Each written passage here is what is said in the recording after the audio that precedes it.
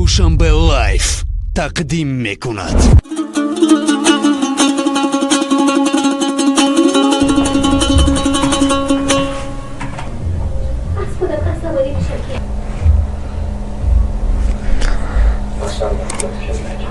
ای زنک اوخی هم تلویزور بکشه خفای کورشا میشینی دیگه پیشم تلویزور دا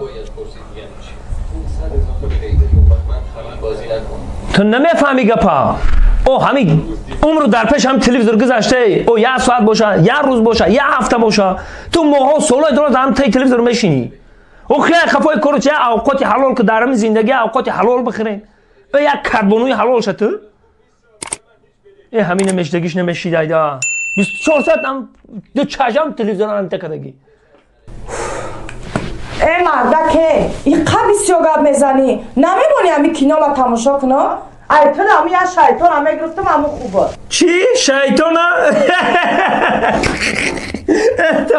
شیطان ها؟ آه شیطان ها ای به عقلت بگم با بگی که این مردکه مرا به عقل گفت چی با دیوانه بودم؟ حالا تو میدونی که نیکای خش تباری را من کردگیم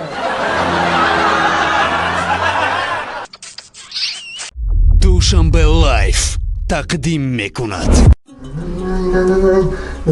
زنه کسی ما برو زنه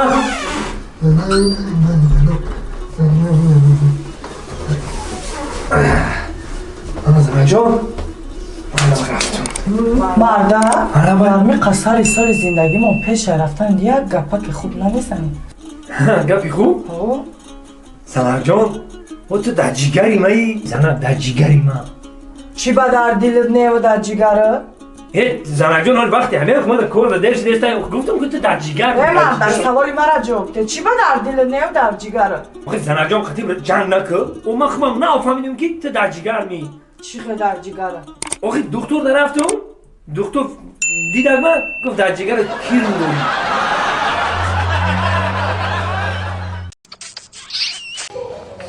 جان من میخوام که اول از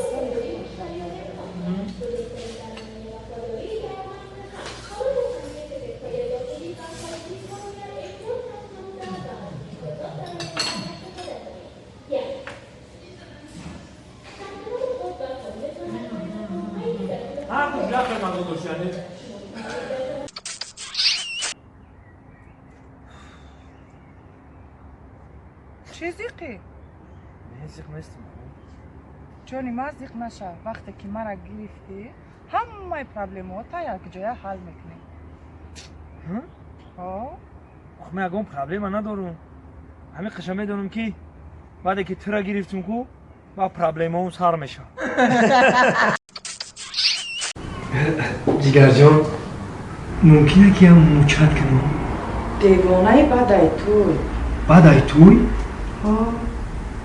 ای خیلی که باشه توی گذشت البته مرا زنگ بزن من میام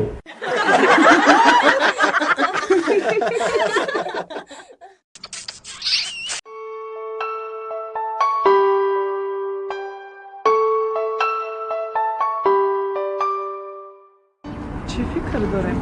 ها؟ میگم چی فکر دارم؟ چی فکر دارم؟ چی فکره که خودت کردی کجا؟ من هم فکر دارم رفت شبی من